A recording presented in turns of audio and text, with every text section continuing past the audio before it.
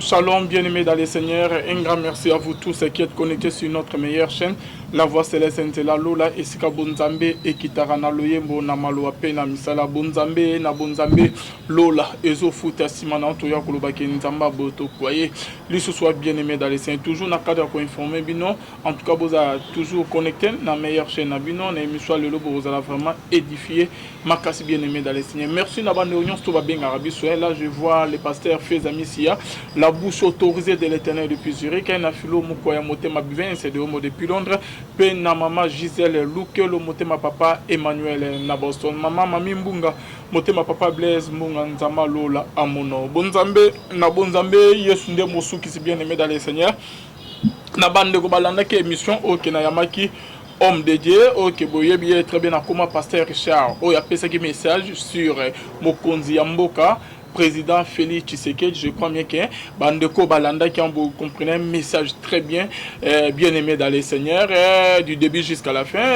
En tout cas, bien aimé dans les seigneurs, message de Bimaïke Fati Azali, président Nzama Poni, Choya Nzame, bien aimé dans les seigneurs. Mais qu'est-ce qui se passe toujours bien aimé dans les seigneurs?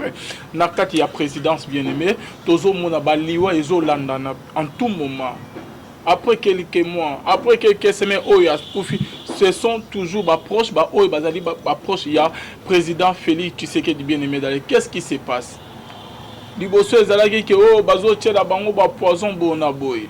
Et comme il y a Covid, en tout moment tous les baliwa na niveau ya présidence, na carte ya présidence, ezo bimaka ke babela ki président et coronavirus et memi bango na liwa. Au juste bana nyango ba zo boma ba oyo ba bengami ba poche ya Fati na président parce que na kati ya président tozo mona INC oyo Victor Kamere na UDPS OK bazo sa na cabinet ya mokonza mboka na présidence kuna mais tozo mona na nga mokonde ba o baza ba poche ya Fati ba oyo ya UDPS nde bazo kufa bande musu tango tango ke eza ba poison na nyanga zo poisonner bango. Tokosuka wa bien aimé dans les saints tozali na message moko lelo important toyoka oracle ya nzambe nzambe alobini bien aimé dans les seigneurs to wuta ipe kolana élément moko ya ba journaliste nemso Antibal Moïse o ya wuta ko sala kolobake conseiller ya Fati moko ya ba conseiller na komo ya Marcel OK ba tela qui est peli sous poison il a été empoisonné plus de 3 fois bien aimé. On suit ça et on se retrouve tout juste après pour les entretiens avec mon invité qui est déjà là. C'est parti. Toboïté, maladie Zali, Covid-19 Zali. Mais oh, il y a présidence.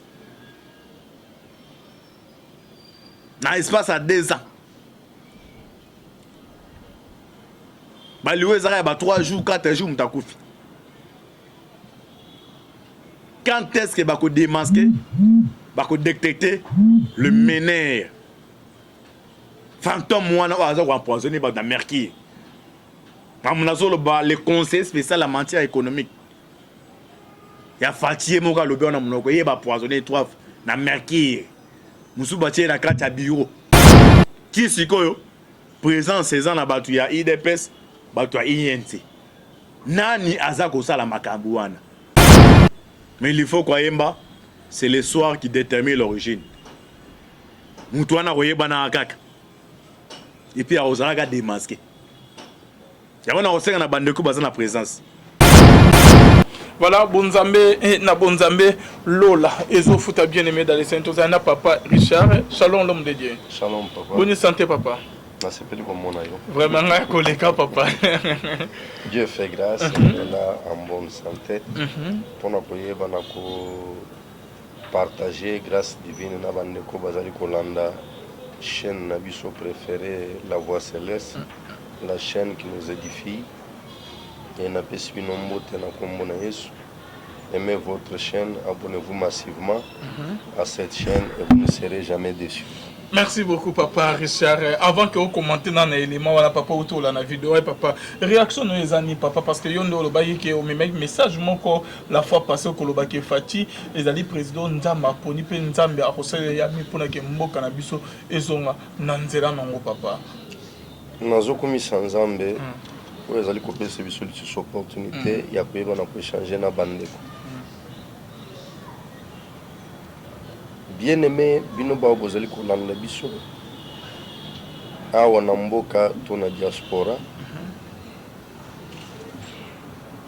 nazali koyebisa bino une chose. Le président actuel, Félix-Antoine Tshisekedi Tshilombo, n'est pas président ni par sa propre volonté, ni par la volonté de qui que ce soit. Azali, président de la République, par la volonté de l'Éternel lui-même. Nous l'avons su au mois d'octobre 2018, pendant que tout le monde était en train d'attendre un chaos lors des élections au mois de décembre. Il y a des gens qui se préparaient à fuir même le pays. Il y a des gens qui s'approvisionnaient, ne sachant pas ce qui pourrait arriver. Tout le monde avait peur. Les Américains, les militaires, les Gabon, ce qui est important pour nous intervenir en RDC lors des élections. Et c'est en ce moment-là que nous aussi, en tant qu'Église, nous allons pas pour nous Seigneur, pourquoi Mboka n'a déjà plus de 10 millions de morts, mais qu'il est toujours na kotan.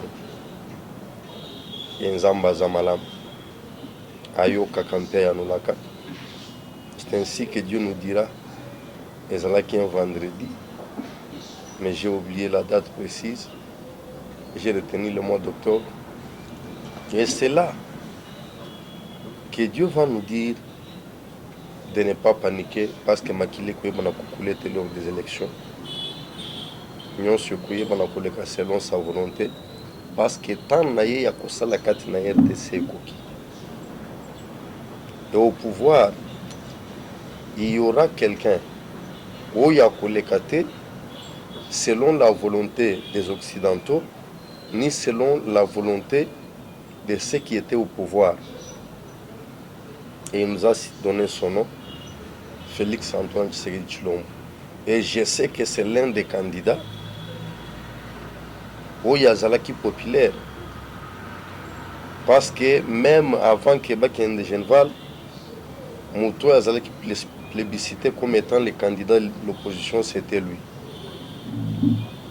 Mais nous avons vu que pendant la campagne électorale, il n'avait pas de moyens.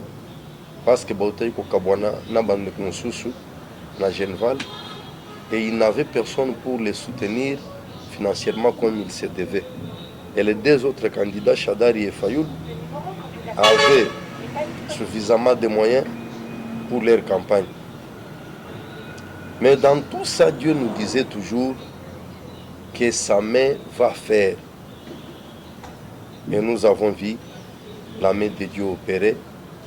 Ni Chadari, ni Fayoulou, personne n'a été élu président de la République. Et pour nous, qui tout, et ça limite la volonté, il y a battu. Nous avons vu comment est-ce que toute la communauté internationale, à l'unanimité, baboyaki élection naïe. C'est parce que, et à l'intérieur du pays, nous avons vu la mascarade du FCC qui a voulu garder son souffle. On a proposé que la coalition FCC cache. Mais Air Babandi Moussala, le FCC a voulu toujours garder son hégémonie dans l'Italie, Mboka ya Congo.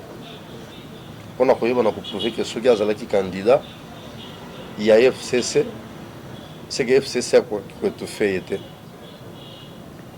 Ceux qui ont été accord secret dans FCC, FCC a tout fait parce qu'il allait travailler pour le compte et l'avantage du FCC. Et je pense que tout ce qui est en train de se passer aujourd'hui, ils allaient copier ces raisons qu'il y a eu la main de Dieu dans l'élection de cet homme. Et ce n'est pas moi qui l'ai dit, parce qu'après cela, nous avons vu plusieurs vidéos qui ont circulé, même le pasteur Yalibanda, Dieu a parlé sur cet homme. On a prouvé que l'élection n'a eu, ou bien le fait d'être président de la République en RDC, c'est la volonté à monter vers ces volontés en Zambie. Et nous le dirons toujours, parce que Dieu ne cesse de les protéger, Dieu ne cesse de nous le dire chaque jour. Mais papa Richard, on l'a dit qu'il y a des volontés à Nzambe papa, mais il y a eu d'autres personnes au Baloba qui non, président bah élection Salamaki Biente, Fayunda Bimaki et Kabila Tali Pesinde Félix Bokonzi papa, tant que bah que volonté par rapport à bah propositions tout haut que bandero mususu batenda na ba différentes émissions papa au Kolobani. Papa, dans le Sénégal, c'est dans le encore appelé ça Abdou Diouf, Bokonzi était dans l'élection. Azalaki na kiti ya Bokonzi, Azalaki na mandat na en cours. Azalaki le président le plus aimé à cette époque-là par les Sénégalais. Mais le Roland Zamba, mon akike, tant il y a Cédar Senghor de commune à Souka, il faut que quelqu'un d'autre vienne. Cédar Senghor et mon Bengaga Abdou Diouf a ébusillé, a continué avec son mandat, lui préfère se retirer. Et ils sont sur Namboko, tu sais qu'après Mobutu ça sera, tu sais qu'il sera président de la République. Mais nous avons été surpris de voir un M. Laurent Désiré Kabila qui prend les armes, qui arrive au pouvoir. Et M. part, un Joseph Kabila arrive. C'est que dans tout ce qui se passe, il y a toujours une voie tracée par le Seigneur. Et moi, je ne parle pas d'un hasard. Parce qu'il y a quelqu'un peut-être qui par hasard peut accéder à un poste quelconque. Mais moi, je parle de ce que Dieu nous a dit. De ce que Dieu vous a dit. Si, nous parlons de ce que Dieu nous a dit. Importe bah dire, il y a bandeko, ça importe peu, papa. Ça importe peu. Ce que Dieu dit, c'est ça la raison. C'est ça la raison, papa. Merci beaucoup. Mais papa, on a connu que Fatia a dit président Yanza, mais pas Yanza, mais a poni les choix volonté Yanza, papa. Mais comment se fait-il que volonté Yanza, mais choix Yanza, mais papa, tous toujours que Fatia dans la collaborateur, n'est pas proche, n'est pas au bas travailler dans bon longo, mais tous en tout moment, liwa kaka. Et Zolana, papa, surtout bandi, dans le moment, il y a premier président, deuxième président Mobutu, troisième Kabila de père, na Joseph Kabila. Tout le monde que depuis Bangonyon soit en Babanti, dans le moment, il y a cabinet, on dirait que dans le moment, il y a cabinet, il y a la présidence, et là, on dirait que pour la première fois, tout le monde a que proche, collaborateur, travailler dans Fouati, en tout moment, dans l'espace, il y a des ans, Kaka et Belé, dans limite que na ba président mususu ba yadi boso afati ba kota na ba makamaboy papa na espace à 2 ans en tout moment toujours ba mort c'est quoi ça? Que Dieu soit loué papa et là le bosso na va répondre que la mort est naturelle. Nous soit allé appeler Yako. Mais Yako la nuit ça m'a beau papa donc je vais y arriver. Ce qui se passe actuellement les Ali Bitumba entre l'ancien et le nouveau système.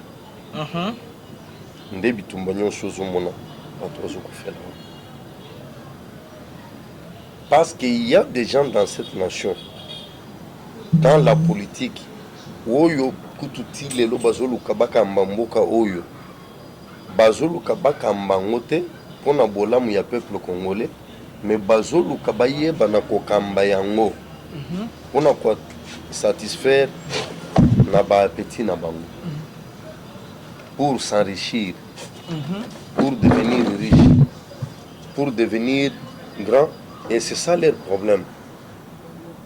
Mais cependant, il y a aussi des personnes oyo bazali na makanisi ya malamu pona mboka oyo, et c'est ainsi que babiteni wana mibale ya batu bazali kati na kobunda. Plusieurs personnes bazali contre oyo ezali système actuel oyo mokonzi ya mboka azali koluka ye bana kovandisa dans cette nation.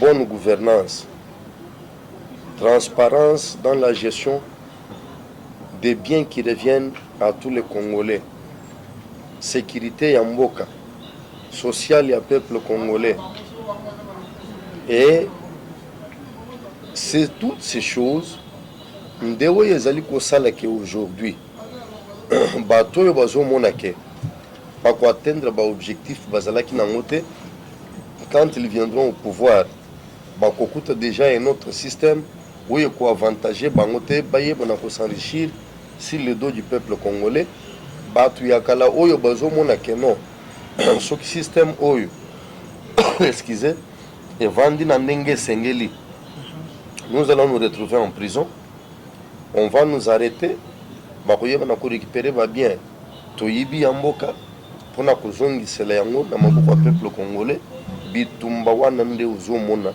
batu nyonso pembeni ya Fati soki va découvrir que mutu oyo c'est quelqu'un oyo aza kati na vision ya Fati, il faut que l'éliminer.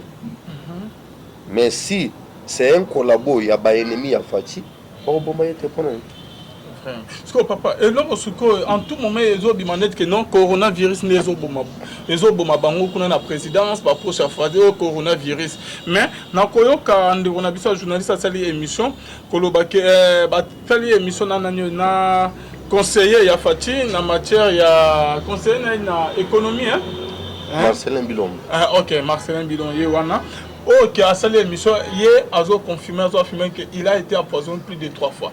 Et la moussi ba misus misu efungwa comment ah c'est que ba onyos bazo ko feza na coronavirus te na on poison parce qu'on na nya azo tchela ba on ba poison papa et na service ya sécurité ya mokonza mboka ba ko ça tout que ba ye ba na nya ngo na nya ngo azo boma ba ninga ba o bazo ça na président bazo tchela ba on poison pas mais qu'un peu ko récupérer ko kangaye ko tchare maboko na kati ya prison papa parce que bon ils a pris risque pour la mokonza mboka et kazo ça na présidence papa mokonza mboka nzamba zo batela ye nzamba zo batela ye nzamba zo batela nzamba ko bundele encore davantage parce que je sais que l'appel que nous avons lancé à tous les Congolais ya diaspora na au pays où balingi mboka ba basambelaka toyeba na kosambela pona mokonza mboka.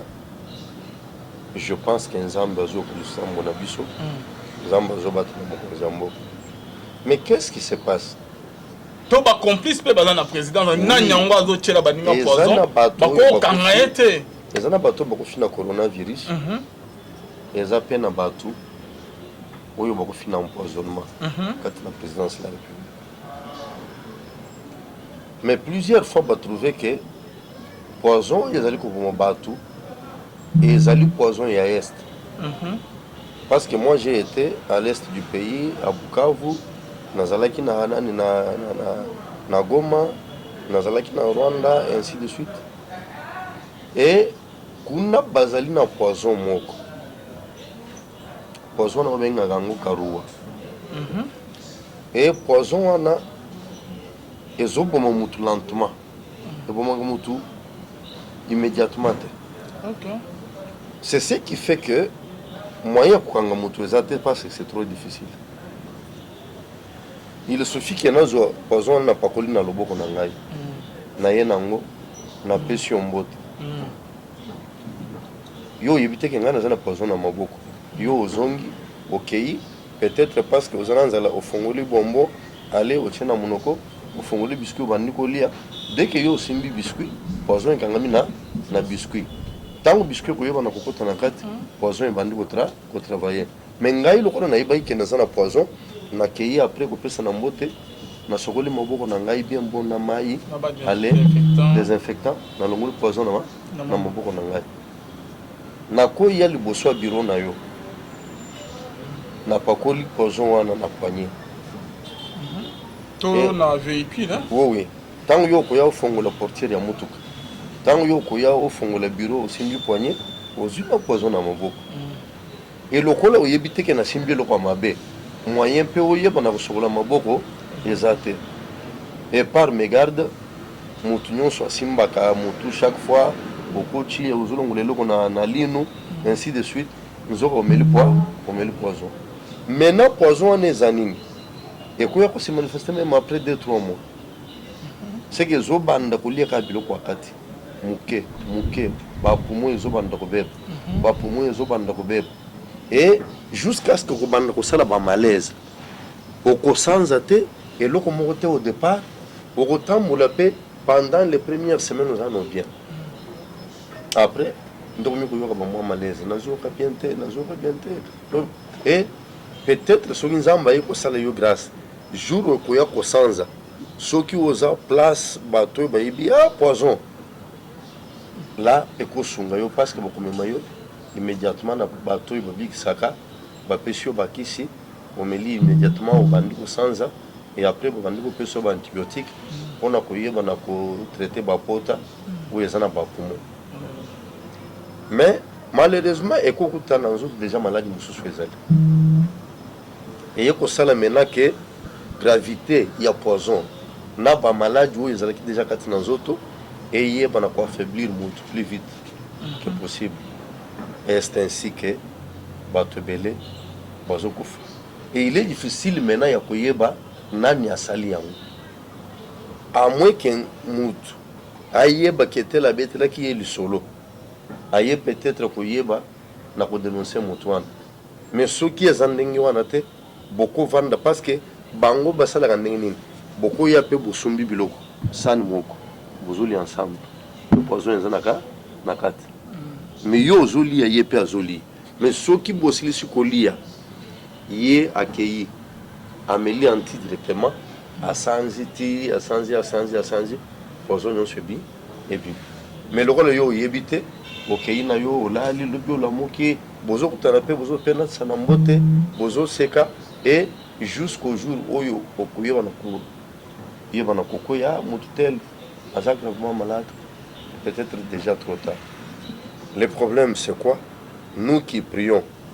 Parce que nous savons qu'un chef ne peut pas travailler seul. Il ne peut pas réussir seul. C'est à nous, peuple congolais, il y a quoi qu'on a semblé le peuple, nous sommes là, nous avons un entourage à Mokonzi Mboka. Nous avons battu la banque. Basungaye, ensemble, bayeba, na réussir mission Zamba Pesh Mokonzi Mboka. Et ça, le coup, na bango, et ça, bola Mboka Congo. Et battu nous sur Yamabe. L'entourage du président, Zamba va capter bango Dieu le fait. Voilà. Poison le bien ça ezo qui ça poumon. Oui, ezo bébé ça va poumon. OK, merci beaucoup l'homme de Dieu. Question peut se poser mini papa. Il y a des partis qui va travailler à la présidence et Zali qui est parti à président UDPS.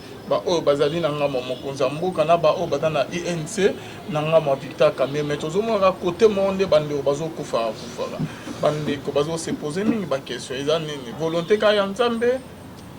Bon papa nalobi d'abord que loi est naturelle. Mais je n'ai pas dit que l'union sous la volonté en ça. Et c'est un constat. C'est un constat. Maintenant, il y a Zobo Manani. Toko pointé du doigt, et les alcoolos à battu des pèses. Tout le bango, tout le Zobo Mana. Tout le peut-être côté, il y a une scène de besoin de battu des pèses. Parce que nous n'avons pas de preuves. Parce que Dieu ne nous a pas révélé cela. Et Moutuloko Langa ici, Dieu me l'a dit. N'a pas eu le bango ouvertement. N'a pas eu le par 4 chemins. Na koyeba na kotali soki yense na lobité na kati na batu yense bazana présidence ezana batu mabe nde bazo sala biloko wana bien ezakaka na kati ya IDPS nde ezana batu mabe oyo bazali na kati na kosala biloko wana contre bande bona ba. Merci beaucoup l'homme de Dieu pour le message. Bande on va comprendre toujours dans le cadre il y a émission na biso papa message nous remet biso de alors. Non, message n'a mis les alliés tétoués pour partager un message très important. Tous alliés 4 na mukanda ya un roi, le chapitre 3e, le verset 19 à 20. Le fils de cette femme est mort pendant la nuit parce qu'elle s'était couchée sur lui. Elle s'est levée au milieu de la nuit. Elle a pris mon fils à mes côtés, tandis que ta servante dormait, et elle l'a couché dans son sein. Et son fils qui était mort, elle l'a couché dans mon sein. C'est autour de ce passage qu'on a échangé ce jour. Nous sommes chrétiens, le Dieu qui nous a appelés à venir sur poto pambola. Nazalaka na pasi makasi kati na motema ya koyeba na komona que Bible ezali koloba des riches qu'il était, il s'est fait pauvre pour que nous soyons enrichis. Mais l'église chrétienne, c'est là où il y a la misère, c'est là où il y a plus de pauvres. Na tout naka, même là où vous trouverez une assemblée chrétienne, il y a 10 000 personnes, 50 000 personnes, vous ne pouvez pas sortir dehors, autant que peut-être la moitié ya batu bayeba ki na koya na mituka. Moyen de transport personnel. Et au koyeba na komona que même après les cultes, au komona ndenge ba chrétien bazali ko souffrir na bana on a koyeba na besoin de transport. Mais est-ce que Nzamba zo kosa? Nzamba ko cité à l'objet vérité, il s'est fait pauvre pour que nous soyons riches. Mais c'est nous-mêmes chrétiens qui ne comprenons pas que la vie chrétienne est une vie de combat. Nzamba azali koloba na bana na Israël azali koloba azomema bango kati na Kanana place bipai wapi mafuta ya nzoi pe miliki ezali kokule. Mais tant bazo comme dans la terre promise, à l'approche Nzamba azoyebisa bango ezana bikolo yo kokutaku. Et Bible lobi Nzambe moko muto atikaki ba bikolo wana. Ba Cananéen, ba Évien, ba Éthien, ba Amoréen. Nzamba azoyebisa bango bayeba na kobenga na bango. C'est que les lieux de bénédiction pour eux étaient devenus encore un lieu de combat. C'est qu'il fallait combattre pour bénéficier effectivement de cette bénédiction-là, pour prendre la possession totale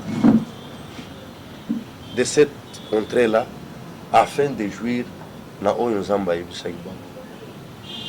Bana na Nzambe bele tozo sambe. Mais ce que nous n'avons, ce n'est pas ce que nous méritons. Tozo tanga lisolo ya basi o mibale. Bayebaki na kobota le même jour. Mais na katikati ya butu. Mwasi nyonso ya boti. Azana mwana ya bébé alalaka profondément te. Et puis alalaka na ikenge. Parce qu'ayebi ki à ses côtés, il y a un être fragile. Oh, il faut la protéger. La bénédiction, c'est quelque chose qu'on doit protéger, papa. Quand Dieu te dit tu seras béni, sache qu'il y aura un combat. Dans un exemple, il y a Joseph. Zambazo la kisaye grandeur. Oh, il y a koye bana kozala na yango. Au point que la papa, maman na bandeko, bangonyoso, bako dépendre na ye. Ça suscité la haine. Et partout où il est allé, pour koyeba na koluka vie, et lequel est toujours bitum.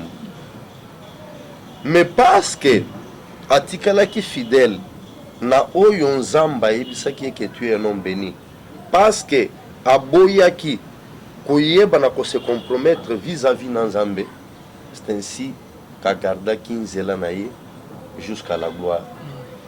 Et après, ce que Dieu lui avait fait voir, c'était réalisé. Et zana bana na Nzambe belelo tuzana bilaka ya Nzambe. D'abord, les promesses bibliques. Et deuxièmement, zana bato bazana ba ainsi dit l'Éternel d'une manière toute particulière. Nzamba yebisa ye yo na kotombola yo. Yo na kokomiso boy. Yo na kosala boy. Na yebisa kabandeko. Il y a une différence entre vouloir quelque chose et travailler pour l'avoir. Bande kwebele bazala kana posa ya komona Nzamba lobikati na makomiela tanzoto. Mbato bele ba travailler ate pour yeba na kula kisamba. C'est ainsi que le bana na Nzambe vie na bango ezaki yendi. Pour travailler ndeni papa tandis que Bible ezoloba ke non promesse nzambe so nzambe masala ki maloba na ye ezonga sanke esala musala te parce que ko travailler ndeni parce que tant ozoba que promesse nzambe bénédiction nzambe il faut travailler sinon on travaille sur on ndeni papa. Que Dieu soit loué papa. David azalaki loin pour devenir roi. Mais David a commencé roi na bopete. Vous comprenez? Victoire na ligolo ya Goliath. Nde ezalaki porte d'entrée na oyo eza gloire nzamba bongiselaki. Mais ebaki na susciter adversité ya makasi pas ya Saoul. Saoul a voulu le tuer. Papa, il y a des moments où David a fui, il ne pouvait pas résister. Parce que Nzamba Lobaki, comme un roi, devant la mort, non, il a fui. Il s'est sauvé la vie à Yebaki Nakokim. Et c'est une longue histoire. Jusqu'à ce que Saoul Azokouf. C'est qu'il y a toujours la part de Dieu et la part de l'homme. La part de Dieu, c'est quoi? Et il est disposé de le faire. Et papa, ce qui m'a dit, n'est-ce pas? C'est ça notre part. Par naïe, à Robimisa, et notre part, c'est à Royaba, le Boko, pour tous les gens qui ont et ceux qui m'ont dit, il le Boko. Et là, on peut se regarder. Et vous voyez, ma belle. Vrai ou faux? C'est ça la vérité spirituelle. Et moi, si Oyo, alali profondément, et ban nanzambe lelo bazaya kolala, quand bien même tokendaka na ba église, toyembaka, tosambelaka, et ainsi de suite, mais tozakat na aveuglement, et bele bazakat na aveuglement spirituel. Parce que papa, avant que tu côté dans l'histoire, parce que côté au lobby que bénédiction, promesse nzambe, il faut travailler sur yango. Et dans la bamisous, la promesse, bénédiction, Yanzambe, va travailler sur la honte et qui ça m'a pété. C'est ce que vous voulez dire, papa? La Bible est allée pour que Moussous, Bamonaki, les Pambolines, na Bango, de l'enquête, na Mukande hébreu, va pépi en haut. Vous comprenez? Il y a la promesse Yanwan. Nous avons tel exemple à Moïse. Moïse, Nzamba, yebisi aux hommes, mon peuple, n'angaï na terre promise. Ayebisi était que yo korotate. Alors, que aux hommes, peuple dans la terre promise. Oui. Non, on dirait que mission est mon côté ou papa. Ce qu'on dans la Bible, Nzamazo et Moïse que a que nous bimisa peuple naé. Oui, Azoma qui les conduira dans les pays où coulent les laits et les miels. Est-ce qu'après ce qui est mission confirmation, n'a yo peu au côté. C'est ça maintenant les problèmes. Non, mission il y a Moïse et Zaga abimisa peuple ya Nzambe na nini. Nzamba lobi qui les conduira. C'est-à-dire que c'est Moïse qui devait les conduire jusque dans la terre promise. Ok, vas-y. Vous comprenez? C'est ainsi que Moïse a conservé ligne de conduite où Nzamba bandai ko sepela na yangote Nzamba telemisi ya ebisi etala terre promise yangon bokokota te na choisir mutumu mususu Josué mwana ya Nun chelema maboko ezali susu yote ezaye mena mutoko sa peuple na ngai kat na terre promise. Ça va na à côté ya Moïse. Maintenant, il faut travailler pour mettre en bénédiction, papa. Ce qui promet malaki, il faut travailler sur eux. Mais la Bible peut retrouver ce verset Bible. On a Habakkuk 2:3. Bible dit car c'est une prophétie dont le temps est déjà fixé. Elle marche vers son thème et elle ne mentira pas. Si elle tarde, attends-la, car elle s'accomplira certainement. Oui. Ah, ce que la Bible dit, que non, il faut travailler sur eux. Oh non, et c'est que c'est là. Papa. Et qu'on s'accomplir. Ils ont assuré que promesse sans âme et qu'on s'accomplir. Attends, peut-être qu'il n'y a rien qui marche. Mais net in zama sa bimis lobanaye et koko qui s'ama la vie. Ok, nazo bisopar ya Habakkuk.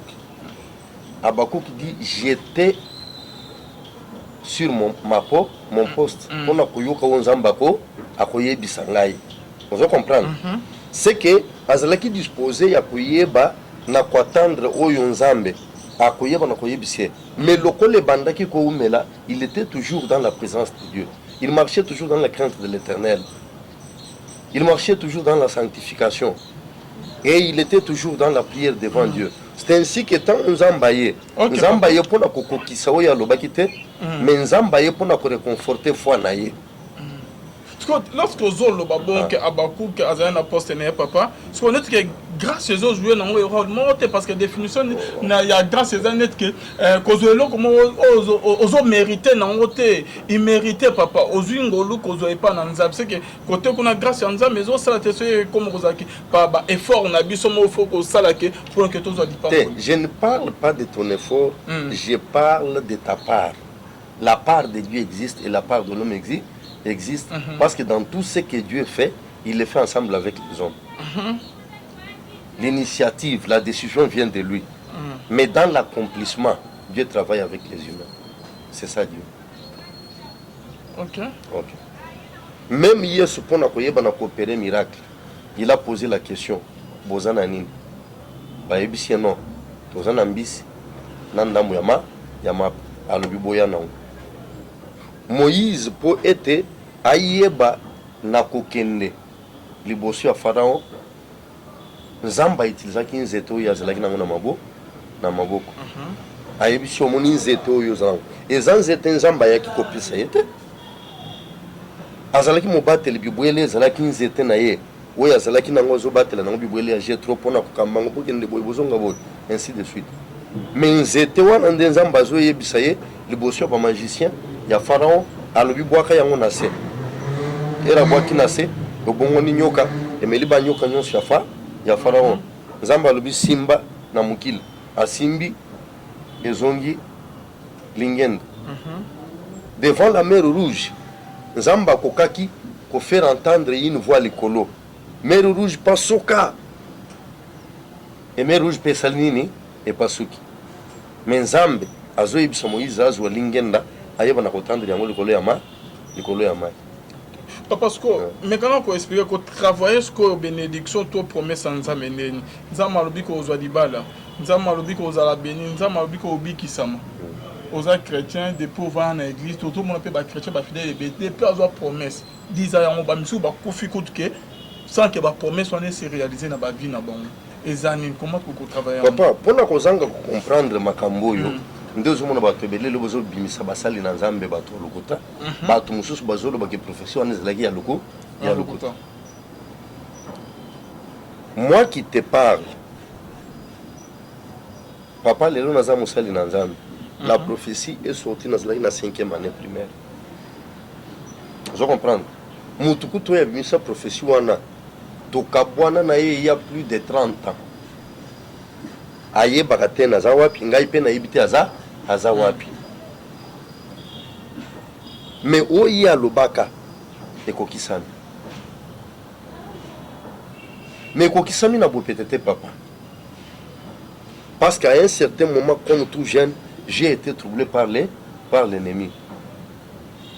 Mais à un certain moment, la conscience a agi. C'est ça, ça a été ça le début de mon travail.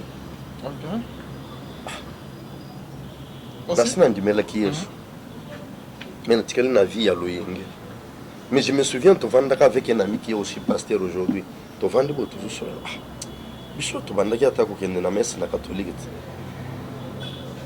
Mais les autres ont vie à Kindumba, comme la Masanga.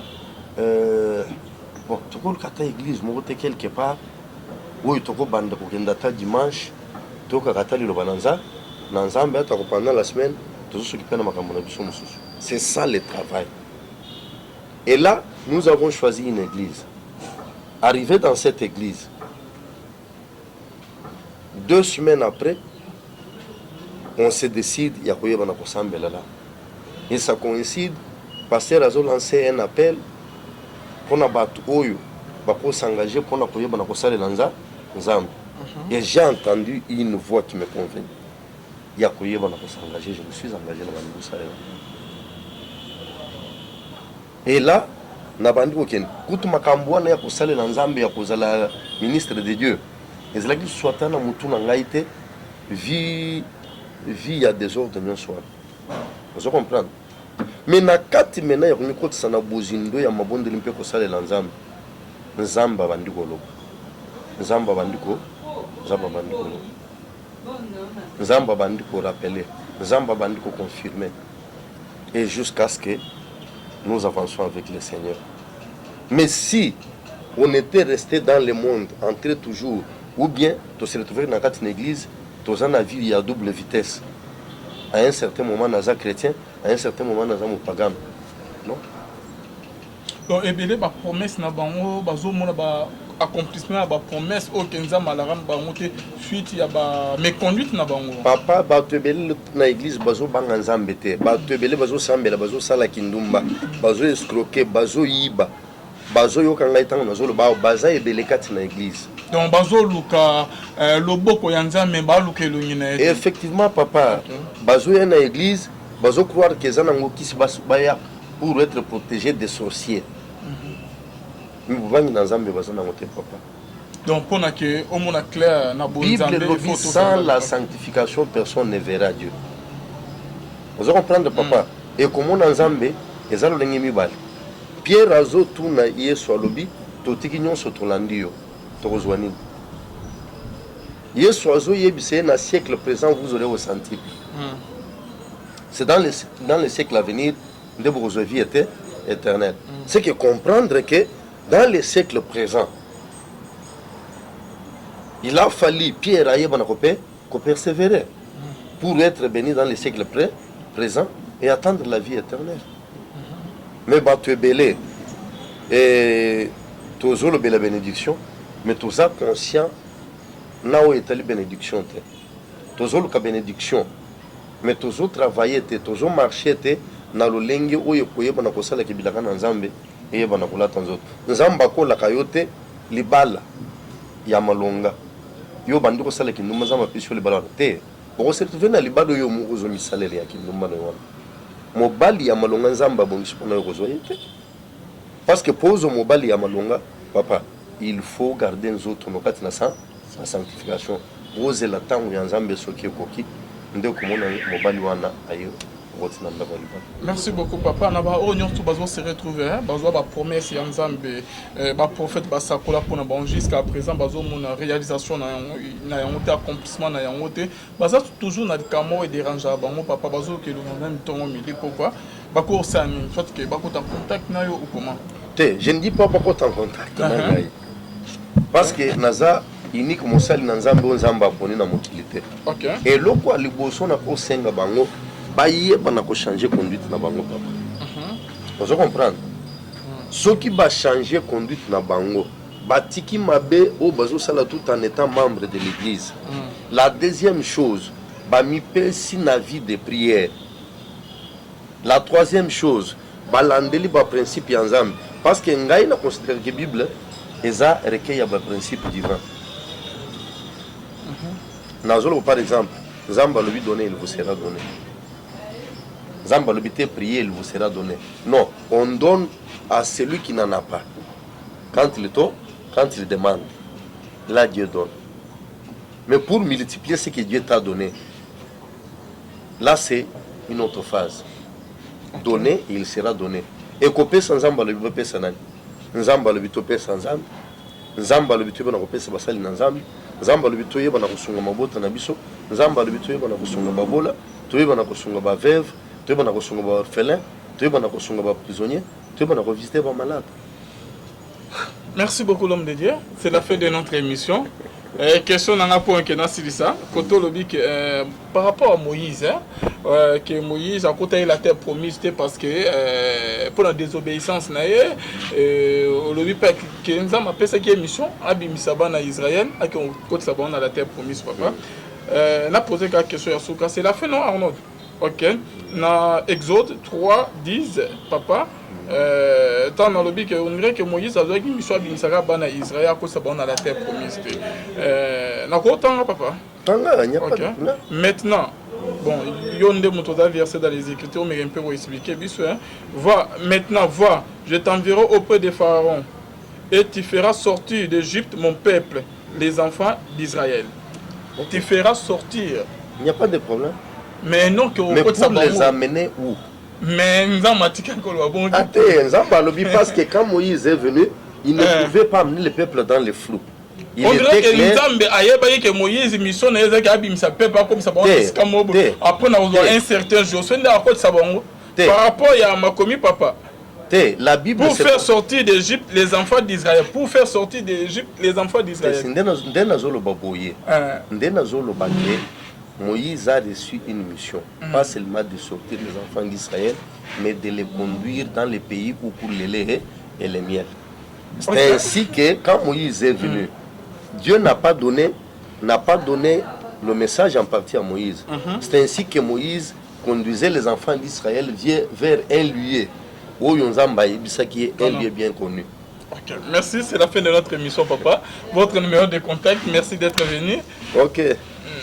Notre numéro de contact, c'est le 099 26 50 252 plus 243 9 9 2 6